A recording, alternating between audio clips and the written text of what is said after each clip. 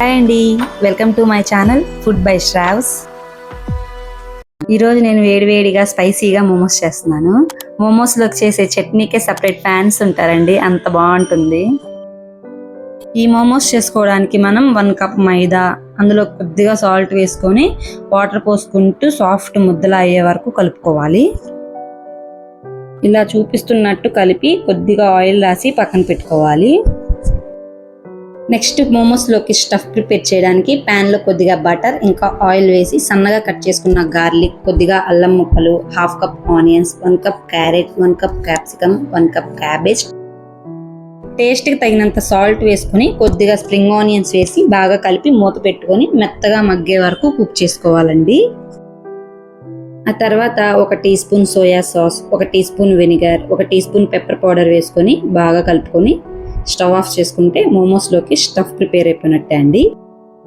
Next momos chutney చేయడానికి 4-5 ఎండుమిరపకాయలు, 3 టొమాటోలు తీసుకొని వాటర్ పోసుకొని బాయిల్ చేసుకోవాలి.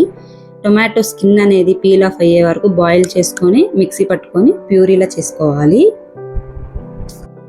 నెక్స్ట్ ప్యాన్లో ఆయిల్ వేసుకొని కొద్దిగా జింజర్ గార్లిక్ ముక్కలు వేసి ఫ్రై అయ్యాక మిక్సీ పట్టుకున్న టొమాటో ప్యూరీ యాడ్ చేసుకొని బాగా కలుపుకోవాలి.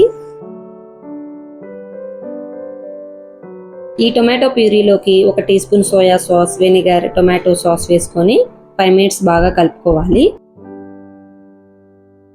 లిడ్ పెట్టి 2 మినిట్స్ తర్వాత స్టవ్ ఆఫ్ చేస్తే చట్నీ అనేది రెడీ అయిపోయినట్టే అండి. ఈ చట్నీని ఫ్రిడ్జ్లో స్టోర్ చేసుకొని పిజ్జా సాస్ లాగైనా యూస్ చేసుకోవచ్చు. నెక్స్ట్ మోమోస్ చేసుకోవడానికి కలిపి పెట్టుకున్న పిండిని చిన్న బాల్స్లా చేసుకొని పిండిని అద్దుకుంటూ చపాతీ కర్రతో రౌండ్గా చేసుకోవాలండి. ఇలా చూపిస్తున్నట్టు రౌండ్గా చేసుకోవాలి. ఇలా రౌండ్గా రుద్దుకున్నాక ఇందులోకి ప్రిపేర్ చేసుకున్న స్టఫ్ని ఒక స్పూన్తో వేసుకొని ఇలా చూపిస్తున్నట్టు ఫోల్డ్ చేసుకోవాలండి జాగ్రత్తగా. మోమోస్ని డిఫరెంట్ షేప్స్గా చేస్తారు. నేనైతే ఇలా ఫోల్డ్ చేసుకుంటున్నాను. ఇలా ఫోల్డ్ చేసుకున్నాక లాస్ట్లో పిండి ఎక్కువగా ఉంటే జాగ్రత్తగా కొద్దిగా కట్ చేయండి. ఇలా చూపిస్తున్నట్టు సేమ్ అలాగే అన్ని ఫోల్డ్ చేసుకొని పక్కన పెట్టుకోవాలి. ఇలా మోమోస్ని రెడీ చేసుకున్నాక స్టీమ్ చేసుకోవడానికి మోమో స్టీమర్ కానీ లేకుంటే ఇడ్లీ ప్లేట్స్కి ఆయిల్ అప్లై చేసి స్టీమ్ చేసుకోవచ్చు. ఇలా చూపిస్తున్నట్టు గిన్నెలో వాటర్ పోసి అందులో ఇడ్లీ ప్లేట్స్ పెట్టుకొని మూత పెట్టి 15 to 20 మినిట్స్ లో ఫ్లేమ్లో కుక్ చేసుకుంటే మోమోస్ కుక్ అయినట్టే అండి. చూసారా, ఇలా మోమోస్ బాగా స్టీమ్ అయ్యాయి. ఈ మోమోస్ని చట్నీతో సర్వ్ చేసుకుంటే చాలా బాగుంటాయండి టేస్ట్. వేడివేడిగా స్పైసీగా ఎన్ని తింటున్నారో కూడా తెలియకుండా తినేస్తారండి, అంత బాగుంటాయి.